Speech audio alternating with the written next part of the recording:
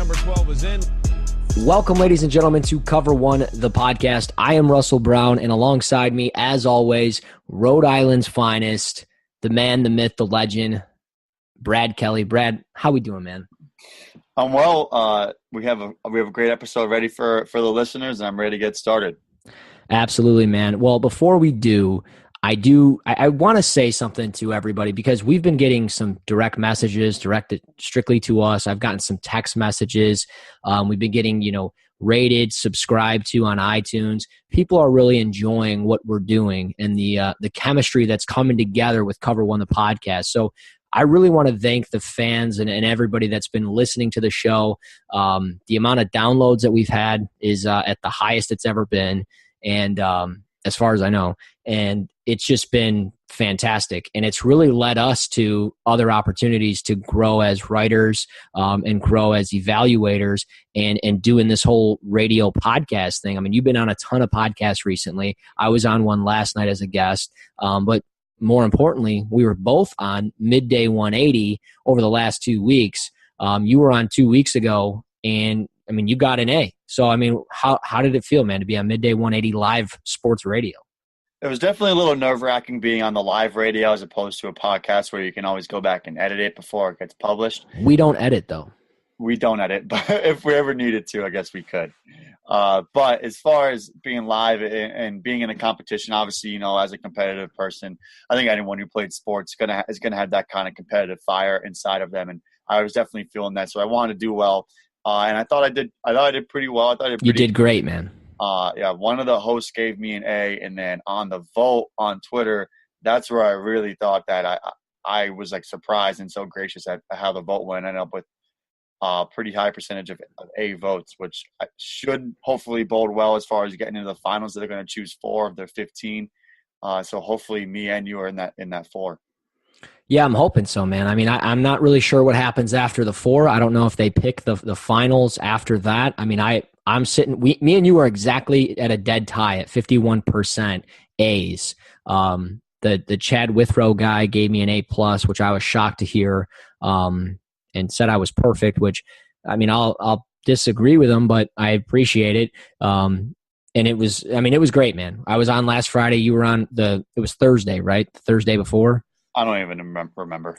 Whatever. And I think you were on the Thursday before, but I mean, it was a lot of fun. First time we were both on live radio. Obviously, you get the butterflies and everything, but it was a lot of fun. So be sure to check that out on our Twitter pages. Be sure to check out Midday 180 on Twitter, and you can catch up with everything that they've got going on. They've got that contest going, and the votes are only available for 24 hours. So if you didn't get a chance to vote, you didn't get a chance to vote. So be sure to be a part of it, especially if we can get into the finals.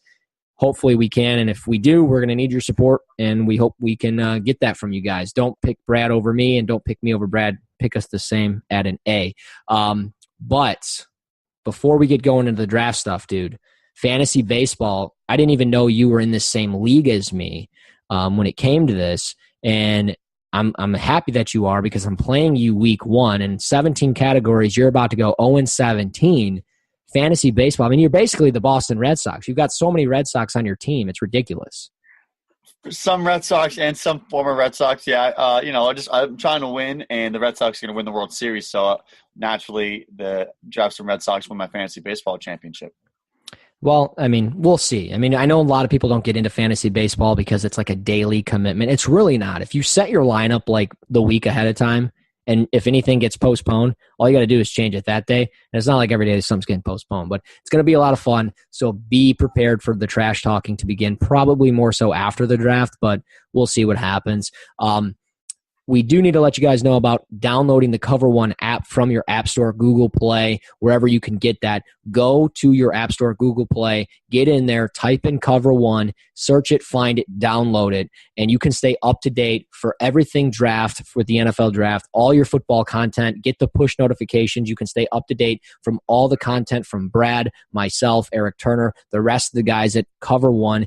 Do it today. Go to cover1.net, and there's more information on there. But again, go to your App Store and download the Cover One app. It's fantastic. I have it every single time Brad writes something. I get a push notification. I check it out. So before I go to bed, bed, the last thing I look at on my phone is the Cover One app. When I wake up, the first thing I look at is the Cover One app. So be sure to do it on your app store, Google Play, whatever it is. Download the Cover One app.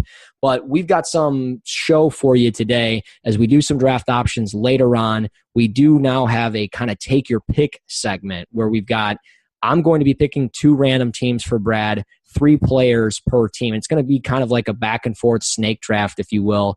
And I'm going to pick a random team. I'm going to give Brad an option of 3 players, but he's got to pick one. And this is not going to be easy because the players that I have on this list, some of them you absolutely love, and you are not going to like me for what I have on here. So I don't know if you want to start or I can start. It doesn't matter.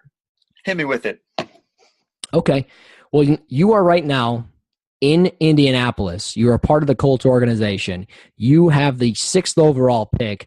Trading back is not even an option, a part of this game. 3 players are on the board. Quentin Nelson, Roquan Smith, and Harold Landry. Take your pick. Got to go Quentin Nelson. Have to, if Luck is going to be healthy. And by the way, there was a report yesterday that Luck started to throw the ball, which was phenomenal news as an Angel Luck fan, or as just a fan of good football players. It would be good to see him back if he's able to rehab properly. But I think they have to protect him. He's my number 1 player on my board. I think he's the best player in the draft. Take away positional value, and he's the best player at his position. And I think that it fits a need. They definitely need some offensive linemen. And, you take Nelson, and you never look back. Okay, that's fair. I thought for a second you were going to go Harold Landry, and maybe I should have made it Saquon Barkley, Harold Landry, Roquan Smith. I totally dropped the ball on that. My fault. But if it would have been Saquon Barkley, would it have changed? It would have been Saquon Barkley, I think, because if you look back at what I would do mock draft, all 3 were available for the Colts, and they took Saquon Barkley. If you want to check that piece out on cover1.net, the reasoning is there. Okay, that's fair. I'm going to go back to back, so hit me with it. Let's go Steelers. Ooh, okay. We're going to say Leighton Vander Esch, Isaiah Wynn. Oh, my God. And Jair Alexander. Oh, man. I'm not going to say Leighton Vander Esch because I don't want a Steelers mob on my front door. I'm going to say Jair Alexander. I've got to go with him. I really think the upside with him is fantastic. If he can stay healthy, he could be the best cornerback in this draft. Some have already said that he is the best cornerback in this class. I've seen him all the way up as a top 5 player, a top 10 player. I've got him as a top 30 player for sure. I believe before the Senior Bowl, he was sitting at around 26, 27 on my big board. So I will say him simply because that pass defense has a lot of ups and downs with it. There's weeks where it looks pretty good, and then there's weeks when it's really bad. They seem to not be able to stay healthy. And yes, they do have Joe Hayden, but Joe Hayden's a veteran. I'm going to stick with Jair Alexander simply because you get that younger body. I like him a lot. He'd be a good fit for them. I think that's fair. I think that's honestly probably who I would have said as well. Yeah, I mean, I was going to go Leighton Vander Esch. I really was because I like the thought of an inside backer with Shazier out. But I'll wait. I'd wait on that. All right, so do I go again, or are you going? Yeah, I'm going back to back. All right, so I'm gonna make you draft for the Patriots now. Oh no! We're gonna go New England Patriots, pick number 31. Isaiah Oliver is on the board. Mm-hmm. Daron Payne is on the board, and Mike McGlinchey is on the board. Oh, no, you put your boy in there at right tackle who you think can be a left tackle. Oh, no. And the Patriots have a glaring need at left tackle. Man, I'm going to go McGlinchey. I like Isaiah Oliver a lot, and you threw him in there because I know you love him. But I'm going to go – that is very true, yes. I'm going to go McGlinchey, even though I think he would translate better back to his natural position as a right tackle. I like him a lot simply because he's a need. You can play him at left tackle. You put him in a good system with a good offensive line coach, obviously Bill Belichick. All those things would work for him where I think he could translate to a left tackle. He's got the athletic ability to do it. He operates well in space. He can get to the second level. He down blocks. He reach blocks. I like him a lot for the New England Patriots. It'd probably be New England, Minnesota, probably honestly Minnesota, New England, and Philadelphia where he would translate best as a left tackle. Anywhere else, maybe not anywhere else, but for the most part, I think he's going to be a right tackle, but I like him a lot in New England, so I'm going to go there. Is that cool with you? You cool with that pick? I'm completely okay. I'm okay with all three of those players in the first round. I have very high grades on all three. I think they need to target, if they do draft that pick 31, they need to target a tackle. I think in a lot of mocks it's been Colton Miller just because Mike McGlinchey is going earlier than that. But you know my love for Mike McGlinchey. I think he should go at pick 12, or should have been going at pick 12 when the Bengals were drafting there before they traded down. More on that later. But yeah, I'm a huge fan of Mike McGlinchey, so I'd be completely okay with that. Okay, that's fair. I appreciate that. I'm glad I made you okay with it. You're on the board now. You are now living in Detroit. You're a part of the Detroit Lions organization. Oh, and 16 Detroit Lions? No. No, not that team. That regime is long gone. We don't talk about that. You are boys with Matt Stafford and me. We all play golf on the weekends. I'm riding the cart with him. You're on your own, fetching your ball out of the sand. Either way, you're on the board here. Pick number 20. Maurice Hurst, Joshua Jackson, Isaiah Wynn. You got to pick one. You got to kill one. You got to marry one. I'm just kidding. Which one you picking? I wouldn't pick Josh Jackson. I'm not as high on Josh Jackson as the consensus. I think he's more of like a 2 to 3 because I think he's a little bit one dimensional. I'm a huge fan of Isaiah Wynn. And I know that Lions fans have gotten burned by highly drafted guards in the past. Yes, they have. Shout out Laken Tomlinson. Mm-hmm. But I would probably say Maurice Hurst because honestly, I think he might end up as my number 1 ranked defensive lineman, not counting edge rusher, like interior defensive lineman. Probably will be. If he's healthy, which apparently his medical has checked out, that he is, he's a top flight, top 15 type player to get him at pick 20 at a position where they could use help along the defensive line, getting after the QB a little bit more to give Ziggy Ansah some help. I think that's a fit. It's a good value pick, and you're getting a great player at a good spot. I agree. I like it a lot. I would love Mo Hurst at 20. I've got a top 10 grade on him. I think he's a top 10 player in the class.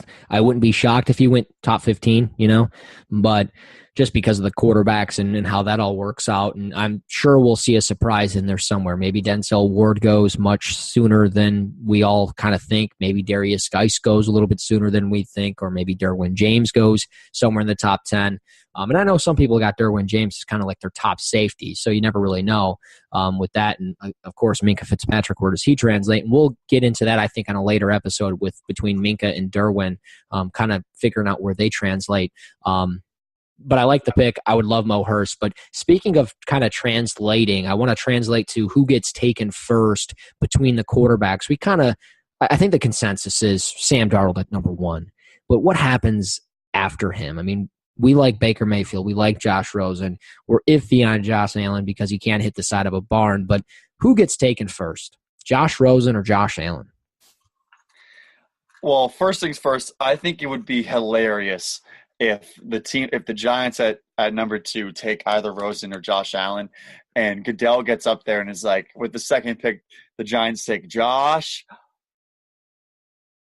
I wouldn't like that at all.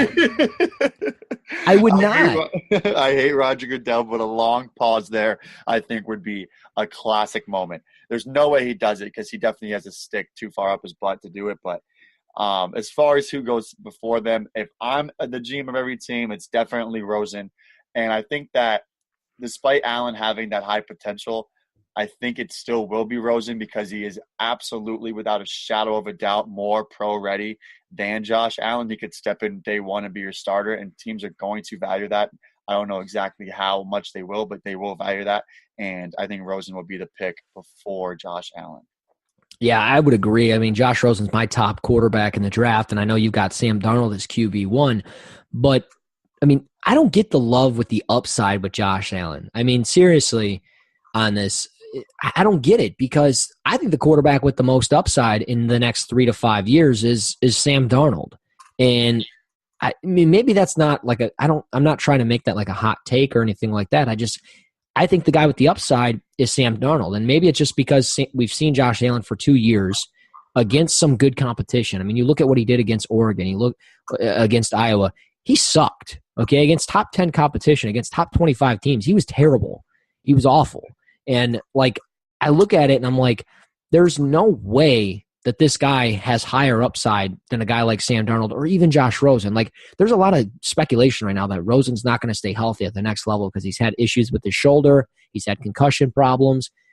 How do you feel on that? I mean, I feel fine with it. I would take him if I'm the New York Jets at 3 because I don't know, man. I really don't think the Giants are taking a quarterback. I think it's going to be Bradley Chubb or Saquon Barkley. I'm kind of getting to the point where I'd be shocked if they took a quarterback, which would be a bad decision on them. Taking a quarterback now because you're not going to pick at the top of the draft again for probably a couple of years. Taking a quarterback now would be smart, but if I'm like the Jets, I'm taking Rosen over Allen simply because, one, the upside's there. You got a pro-ready guy, and I think you've got a player that's just an overall better fit for everything that you're looking to do. The only thing that Allen has on people is height and the bigger arm. That's it. That's the only upside he's got. Accuracy's a problem and everything else.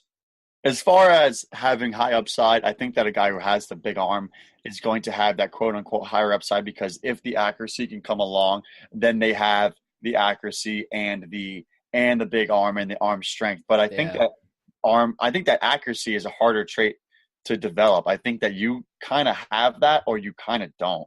Mm-hmm. As far as Josh Rosen and him being able to stay healthy at the next level, injuries are such a hard thing to predict, and it's such a hard thing to try to evaluate and project that I try not to look at them quite as much because if you even look at a guy like Frank Gore, you know, his first 7 years in the league, I don't think he played 16 games once.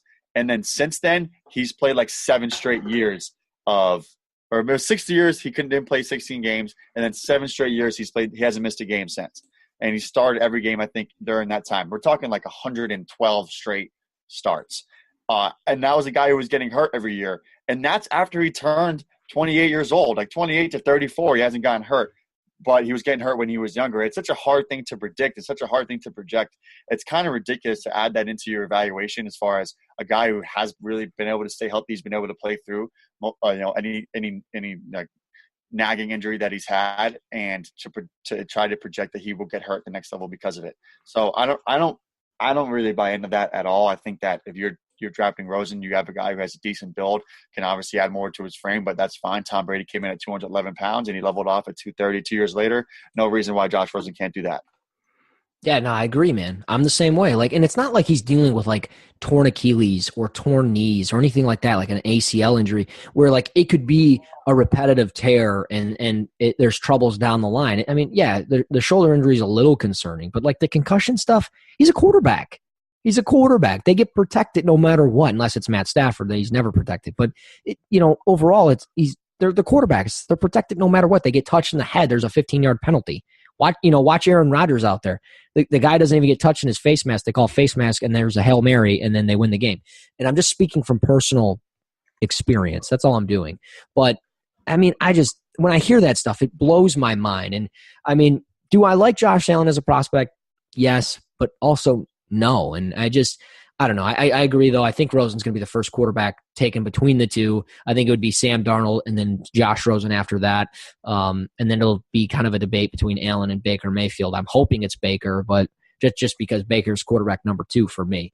But let's move to the receivers, a position that we've talked about. That was the first time you were ever on the podcast. We talked receivers, and it was one of our highest, viewed and watched and downloaded episodes of the podcast. Now we're moving back into it because we've kind of stayed away because you do talk about receivers quite often. You've got your draft guide going into it, and we'll get into your draft guide at the end of the show. But receivers-wise, round 1, the noise with Calvin Ridley, he was, kind of a top 10 discussion, seemed like a lock with the Chicago Bears. Now they've added Allen Robinson, and it seems like that's going to go away. Now you've got receivers jumping ahead of him, like DJ Moore out of Maryland. And obviously you have Dante Pettis as wide receiver 1. How many receivers are we seeing in round 1, do you think? I think that 3 receivers will go in round 1. And those 3 receivers will be Calvin Ridley, DJ Moore, and Cortland Sutton. And I think that I would disagree with taking Cortland Sutton in the first round. I think that's about 2 rounds too early, or at least a round and a half too early. But I do think that the NFL values his height, weight, speed combination and his high potential. And then guys like you said, DJ Moore, who's just a workout warrior, as well as having, I think, pretty good film.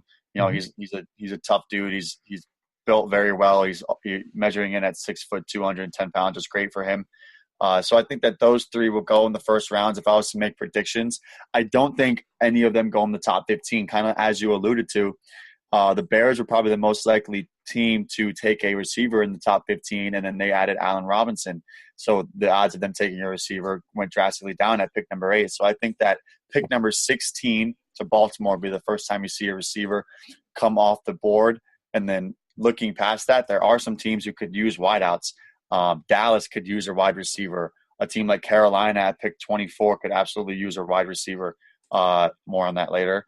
And then a team even like we don't know about Pittsburgh because of the contracts that they're going to, like Martavis Bryant's going to have ending, or we don't even know about New Orleans because they're losing Willie Snead as so far as what it looks like. Even a team like Jacksonville after losing Allen Robinson, they could be after a receiver, or receivers are very popular positions for teams to move up from the early second round back into the late first round to take one before the board resets after day 1. So I think that those 3 guys will be the 3 taken, and it'll go kind of in one of those situations, which I think is good for each one of those players. I think when you get drafted outside the top 15, the odds that you're going to a better team, obviously, but even a better franchise, those odds increase, and we'll probably see some production in year 1 out of those 3 guys.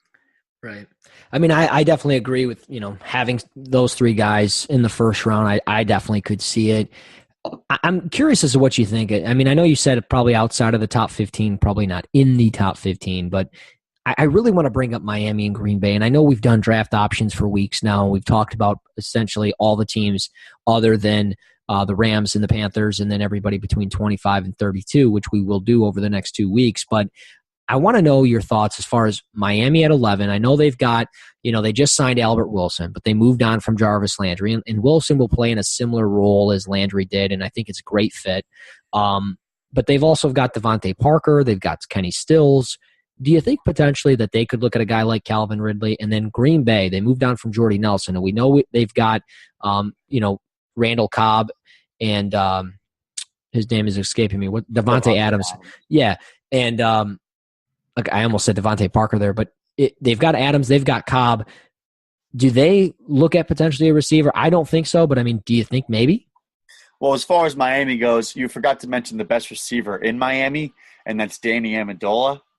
Oh, my God, you homer. But as far as their depth chart goes, Miami's depth chart, at the receiver position between Devontae Parker, Kenny Stills, Albert Wilson, and Danny Amendola, there's enough there from the 1 to 4. I don't think it's a particularly good group, but I think that is a little bit of depth. It's guys who play different roles, and I think that they are good enough that it does not warrant taking a receiver in the first round. When it comes to Green Bay, I think that between Randall Cobb and Devontae Adams, that's a good duo. And then they also have Geronimo Allison, who has been like their 4th guy over the last few years. Hopefully he ascends into that 3rd receiver type of role. But they also have Ty Montgomery, who I feel like can seamlessly move back to playing a complementary role at receiver. So I don't think that either of them will go receiver, at least in the first round. But they could be looking at receivers. And we've talked about the depth of the receiver class, a few times, and they could probably get a guy in the 3rd or the 4th round that's equal to a guy they could get in the 2nd. So I think that they're going to be looking at – those teams could be looking at receiver on day 2 or early on day 3. Yeah. And I agree with you on it as far – you also brought up Dallas, and I agree. I think they could be looking at a receiver despite bringing in Alan Hearns. I mean, they drafted Ryan Switzer last year. They've got Cole Beasley. Obviously, they've got Dez. But it also sounds like they could be moving on from Dez too. So, I mean, I wouldn't be surprised if Cortland Sutton or Calvin Ridley was the pick at 19. And, we talked about them in the last draft option, Seattle at 18. And I know they've got Doug Baldwin, but they moved on from Paul Richardson, and they don't have Jermaine Kearse anymore. They don't have Jimmy Graham.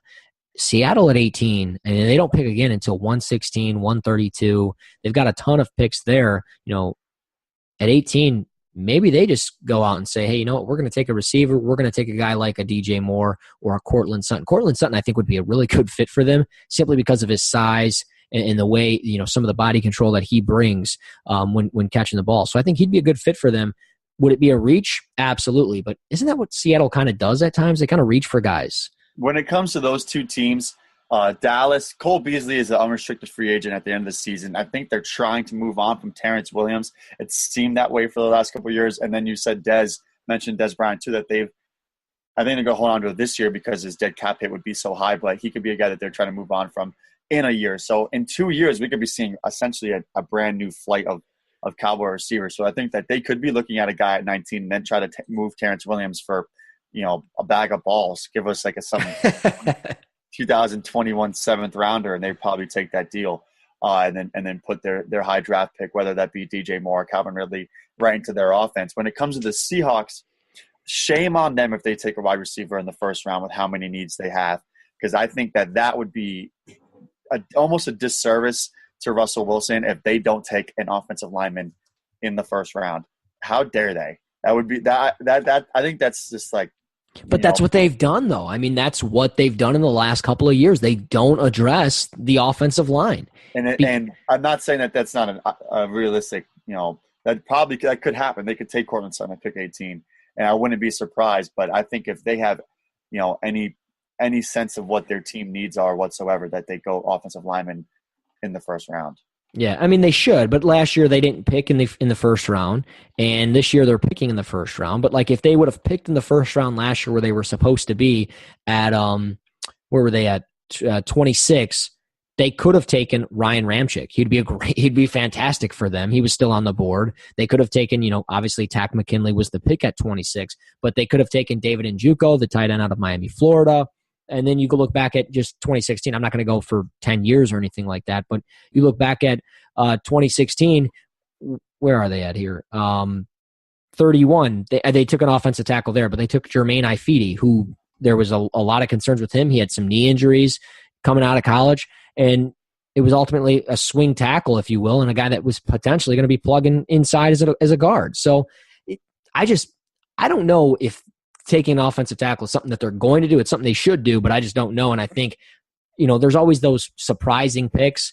I wouldn't be surprised if Cortland Sutton was the guy. And I mean, I would be a little bit, but you kind of get what I'm saying as far as like, it wouldn't be surprising to see them do something outrageous. Oh, it definitely wouldn't be surprising. Even if they took a guy like Mike Gesicki or Mark Andrews in the first round, who's a guy who are guys who can really catch the ball from the tight end position because they need a tight end, that wouldn't surprise me either. And that could kind of be – I think that would be more valuable. They would both be more valuable than a guy like Cortland Sutton, if I'm being honest, as receivers and then as guys who at least can give you a little bit of blocking. Right. So, yeah, I wouldn't be surprised if they go in that range. But if they have a sense for what their team needs, they got to go out and protect Russell Wilson. Yeah, for sure. Well, Cover One, the podcast, is brought to you by First Down Playbook. First Down Playbook is the #1 playbook resource for football coaches with over 30,000 plays. First Down Playbook is a database of youth, high school, and flag football plays, color-coded with coaching points for every position on every play. Check it out today at firstdownplaybook.com. First Down Playbook, one place, all the football. So now we're getting into the final part of it all, draft options of the day. And we've got the Bengals and the Bills going back-to-back here at 21-22. We've already kind of talked about them because before we saw the trade that happened with Cordy Glenn going from Buffalo and pick number 21 as well, going to number 12 with the Bengals, we had already kind of gone into some of the draft options. We've kind of talked about the Bills, what they should be doing, but we want to talk with the Bengals as far as, okay, they trade back. Does everything stay the same for them? They now have Cordy Glenn, who's going to play left tackle for them. We agreed on how bad that offensive line was. do they go offensive line here? Do they potentially look at somebody like an Isaiah Wynn or a Will Hernandez, or maybe they look at, an offensive tackle that would be on the board? Maybe McGlinchey's there, or Connor Williams, or maybe they just go defense. Do they go defense? Maybe they go receive. I don't think they go receiver. You don't think, right? I wouldn't think that they go receiver. Taking John Ross as early as they did last year, I think. Reach. Hey, but I I like John Ross. I think that they're going to put him in a bigger role this year, and then they also have AJ Green and even Brandon LaFell and Tyler Boyd are okay pieces. Even Cody Core's mediocre. He's decent, but as far as what they need, despite getting Cordy Glenn, I think that they could still use offensive line play. That's going to open stuff up for Joe Mixon as their running back. Tyler Eifert can still play a receiver. He's a nice piece when he is healthy. And then I think, like I said, the receiving core could come into their own and mesh as a unit. And then if they have, Dalton is nothing but an average quarterback. But if they surround him with a good offensive line and good running game, he can manage games and win you ball games in the NFL. Yeah. I mean, and the nice thing for them is that they got Eifert back on a 1-year deal. He was a free agent, and obviously the market's not really big for him because he's so injury prone with the back injury and stuff like that. So teams are definitely weary of taking a guy like that. And I was thinking, okay, well, if they don't even have him, because I had not seen that he had re-signed. He re-signed on March 15th. But I was thinking, okay, maybe that's where Gesicki goes or something like that, but clearly that's not going to be the case. I definitely agree, though. I think offensive line is the way to go. If Isaiah Wynn is there, I think you have to take him. If Connor Williams is there, you have to take him. Cordy Glenn is, he's been dealing with a foot ankle injury this past year, so there's no guarantee that he can stay healthy anyways. And, like we've talked about before, if guys have, reoccurring injuries, it's going to obviously keep reoccurring. It's going to keep happening. And foot and ankle injuries are some of the most common injuries to reoccur and keep, coming up. And I think Cordy Glenn could be dealing with this issue later on down the line. So having a nice backup plan, obviously you don't want to necessarily take it in round 1. So maybe they don't do it in that sense. Maybe they look at a Martinez Rankin or a Jamarco Jones down the line, or maybe in the second round, Orlando Brown is there and that's where he falls. So I think obviously offensive line's the way to go. But I wouldn't be surprised if they took it in round 1, or if they went linebacker. But the Bills at 22, do they even have this pick when the draft comes? I don't think they will. I think they're going to move up. But if they do, I mean, what do they do potentially at 22? Yeah, so as far as, if they're going to have that pick or not, I don't think that they end up with that pick. When it comes to the Buffalo Bills, I think that they are trying to move up into the top 5. And the way that it has been looking with the Giants, at pick 2, if they don't take a quarterback and then some quarterbacks kind of start to fall, maybe at 3, maybe not one goes at 4, then Denver has it at 5. Does Indy trade out of pick number 6? So I think that they're going to try to move up from 12 to either pick 4, pick 6, when as the draft falls and take a quarterback. And I think in order to do that, they're probably going to have to give up the 22nd pick. So I would be surprised if they are able to, if they do use pick 22 in the draft and they don't use that as ammunition to move up from pick 12, which they got from the Cincinnati Bengals. Yeah. Go ahead. Yeah. So, I mean, as far as Buffalo at 22, I think obviously, like I said, I think they're going to be moving up. And I'm going to be honest. Dave Gettleman, he's never traded back. Whenever he's a GM of a team, he's never traded back. He likes a guy. He's staying there. He's taking the guy. I think it's going to be Quentin Nelson or Bradley Chubb. I wouldn't be surprised if it was Rosen, and I'll tell you, I would be shocked if it was Baker or Josh Allen. I think it could be Rosen, Barkley, or Bradley Chubb, and that's just where I'm at. I think Buffalo can easily package 12, 22, 53, and a mid-rounder for next year, and I would not be shocked if Cleveland ended up having 3 draft picks in the first round again, and then, of course, getting another pick, 53, which would be Buffalo's original second-round pick, and getting that spot. And then Cleveland would sit at, they would have 1, 12, 22, 33, 35, 53, and 64. And that would be, 64 would be to, that's the end, the second round. I mean, to me, if I'm Cleveland, that would be what I'm doing because I'm not picking again from 64 to 110. So there's a pretty big gap, and you're going to miss out on quite the players. But between 1 and 64, you're going to have, again, 1, 12, 22, 33, 35, 53, and 64. You're going to have 7 picks within the top 75. So there's no way you can mess that up if you're Cleveland. And obviously, Buffalo's made it clear they're going to move up if their guy is available, or they're going to attempt to move up and get their guy if he's available. So they're going to see what happens between picks 1 through 3. I think they're going to try and get in front of Denver, and Denver's going to sit there at 5. And I wouldn't be surprised if Denver didn't even take a quarterback. I wouldn't be surprised if they took Quentin Nelson. That if I'm them, I don't blame them for that. You do have Case Keenum. The quarterback you take probably isn't going to play anyways. So go out and get the best left guard, get the best player there is, whether it's a guard or not. Get the best player in the draft, the safest pick, and now you have an all-pro left guard for the next 10 to 12 years, an elite player. You know he's going to play every day, pending injury, and I think it'd be great if I'm the Broncos, and I think that's what the Bills will do. But let's move to the Rams. They're sitting on the board at 23.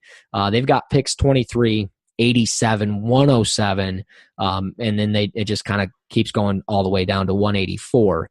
What do they do at 23? They just added Ndamukong Suh. They don't have Sammy Watkins anymore. They got rid of Alec Ogletree, but they added Talib. They added Marcus Peters. So much has been added. So much has been subtracted. They got rid of Robert Quinn. Where are they going? What is this team doing? So as far as their picks go, they don't have their second-round pick because they traded it for Sammy Watkins. And then they don't have their fourth-round pick because they traded it for Marcus Peters. But they have the Dolphins' fourth-round pick that they got for Robert Quinn, and then they have a comp pick at the end of the fourth round. So they do have 4. They still have 4 picks in the top 4 rounds. As far as where they go, they've added so much over the course of this offseason that almost their entire depth chart is kind of scary at this point, that it's to the point where they could kind of just go best player available. And I don't think I would be surprised by that. I think the most glaring need would probably be edge rusher, but does it really matter when they have Ndamukong Suh and Aaron Donald next to each other? No. So I think that's probably their number one need. You know, they have their corner combination of Marcus Peters and Aqib Talib. They could probably use another safety. But as far as their needs go, I would say safety, edge rusher, and you know, you could always kind of, you know, strengthen the offensive line for your young quarterback. Yeah, I mean, I think edge rusher is probably the way they're going to go. I wouldn't be surprised if it's Lorenzo Carter, simply because of the versatility, the athletic ability that he brings. We know what he did at the combine. You know, he tested through the roof, and he did it at 6'5". So it's like, can you even say that the guy's, you know, not a first rounder? Sure, you can, because the talent on the tape, he's not a first rounder. But that athletic ability is outrageous. I mean, he was 6'5", 250, ran a 4.5 flat 40, broad jump 130 inches. That's ridiculous. And his wingspan's 82. So, I mean, like, he's just a huge, massive human being. And I think he'd be a great fit alongside Ndamukong Suh, Aaron Donald. Again, the versatility, that length that he brings, I think you're going to be doing a lot. I wouldn't be surprised, though, if it was Leighton Vander Esch or Rashaan Evans. I think a linebacker would be a really good fit for them. Also, even though they do have Andrew Whitworth at left tackle, he's like 36, 37 years of age. Maybe they look at Mike McGlinchey or Connor Williams. And I know, like, you know, we talked about they don't have a second rounder. They're picking 23 and 87. So there's a pretty substantial gap there. We're talking 64 picks in between, you know, each other. So maybe taking a player that's probably going to sit for a year isn't a smart move, but drafting offensive linemen is, I think, always a smart move. So I would think it's offensive tackle, offensive guard position, one of those two, or an edge rusher or linebacker. Yeah, I think that's definitely fair. And they could probably use an interior offensive lineman as well. A guy like Lorenzo Carter could offer a lot as far as being able to play maybe a little bit of linebacker and rush off the edge, because he's such a versatile piece and such a freak athlete. So I would like that pick as well, even a guy like Sweat. So I think that they're in a good spot in the draft, despite not having their second-round pick, because they've really loaded up their defense with guys in free agency with Suh, Talib, and Marcus Peters. And they still have Michael Brockers and Dominic Easley if they ever get something out of him as well. So, I mean, that their defense really is stacked with talent. And they're in a really good spot, regardless of really what position they go in the draft. Yeah, for sure. So, I mean, they're in a win-win. They were a playoff team last year. The best thing that they can hope for is that Jared Goff continues to progress, Todd Gurley stays healthy, And everything comes together offensively as far as the receivers. You don't have Sammy Watkins anymore, but you have Robert Woods, and things are looking good for them. So I like where they're at. Let's talk about Carolina, what they're doing at 24. They're in an interesting spot. They're picking at 24, 55, 85, 88. So those are a nice, 4 picks in the top 90 of the draft, or top 100, if you will. What are they doing as far as, like, you've got potential need at receiver? I've loved the Auden Tate selection. Doesn't look like he's going to go round 1 simply because of just how bad he tested athletically. But do they go receiver? Do they look at their defense? Maybe they address their offensive line. Maybe they look at a running back. Is Nick Chubb a fit for them? So so as far as their picks go, that extra third round pick came from when they traded Kelvin Benjamin to the Buffalo Bills.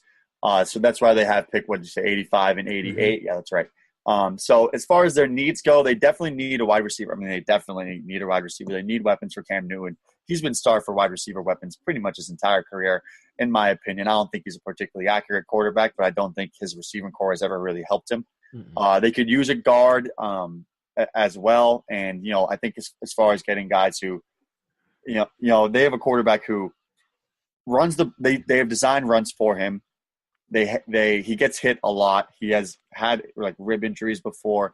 That if you're gonna, I'm never against protecting your quarterback, especially if you have a franchise quarterback. But particularly a guy who's had injuries like Cam Newton has had to fight through in his career, I'm definitely okay with taking players to help protect him. So if they want to go guard, that's fine. If they need to take a receiver, I think that's a good range for a guy like Calvin Ridley who can get open fast, get the ball out of Cam Newton's hands a little bit quicker. But on top of that, they could go, defensive back. That I think they have a pretty glaring need there as well. Yeah, I was looking at it. I'm like, maybe defensive back for sure. Maybe Jair Alexander would be there for them. That'd be a pretty good fit.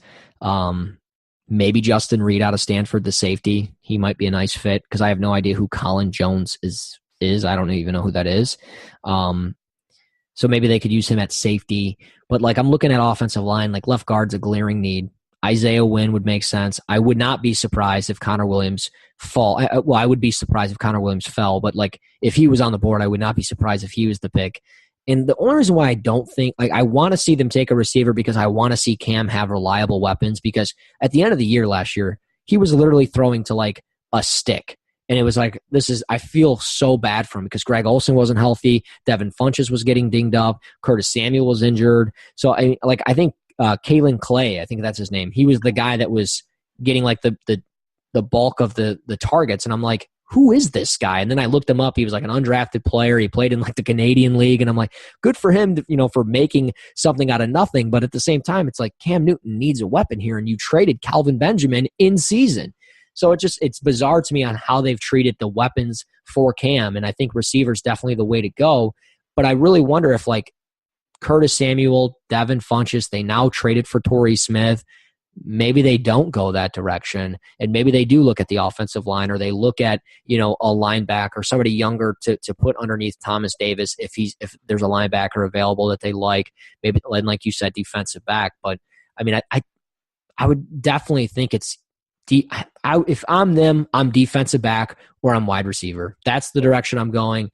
I think we could sit here and say all day and say, hypothetically speaking, they could do this, they could do that. But I think realistically, it would be receiver or a defensive back. I think those are their two biggest needs moving into the draft. And to reiterate a point that you just made, they have Christian McCaffrey, who's obviously a very good receiving running back. They drafted Curtis Samuel last year as well. Between Funchess and Torrey Smith, between those four, and Greg Olsen, between those 5 targets, that's not a terrible display of weapons for Cam Newton. It's not good, and they could definitely use a guy. But to reiterate the fact that the class is so deep at running back that they could get Deshaun Hamilton in the 3rd round, or they could get, Trey Quinn in the 4th round, or whoever it might be, Darren Carrington late or Byron Pringle later in the draft. If you add a guy like that into their arsenal, then I think it's a pretty decent group that they have. And I'd rather see them take someone like Mike McGlinchey to replace Matt Khalil, who is a turnstile at left tackle. So I think that protecting Cam Newton or going defensive back to try to, solidify all levels of their defense would probably be the best thing for them to do. Right. Yeah, I think you're pretty much spot on there. I would love to see them go like Mike McGlinchey and then maybe hit out I don't know, maybe a defensive end out there, just, as a depth guy at 55, and then like Deontay Burnett at 85. That'd be dirty. Deontay Burnett is definitely a sleeper. Also, another sleeper at receiver position, Steve Ishmael out of Syracuse. I've talked about him like the very first podcast back in like September that I did. And dude, he's not like Dante Pettis good or anything like that, but dude, like he's gonna go like pick 208 or something. He's gonna be a sleeper for sure. But I'm not gonna lie, I haven't even watched Steven Ishmael yet. that's all right. You've watched like 27 other receivers. It's okay if you've missed like 3 guys. I'll give you a pass because time is a thing, and I totally understand.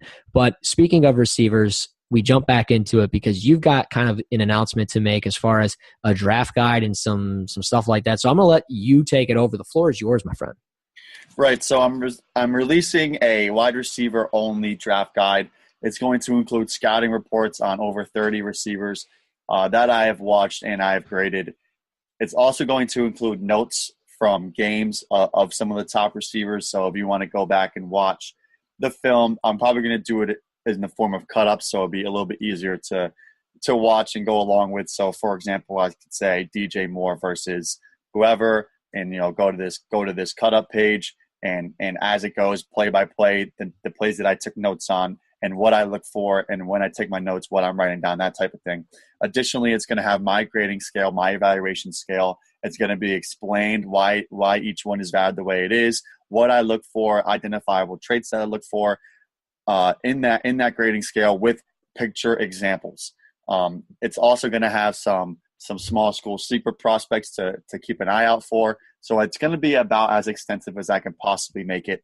It's going to be a lot of writing, but not so much that it's going to be like reading like a book. It's going to be a little bit less. Scouting reports will be in there, and you can kind of flip through at your own leisure, as these guys grow and progress, and how I felt about them in the pre-draft process. So it's going to be $10 to be bought.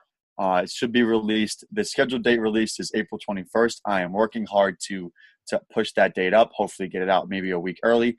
But until it is released, you can pre-order it for $8. Follow the link that's on my page. It's through PayPal, and you get $2 off. And once it is released, it'll get sent right to you. So that's pretty much the scoop on my wide receiver only draft guide. Speaking of scoops, I've got an insider scoop. It's probably going to be my only insider scoop that I'm ever going to have the privilege of ever doing in my life. Guys, I've checked this thing out.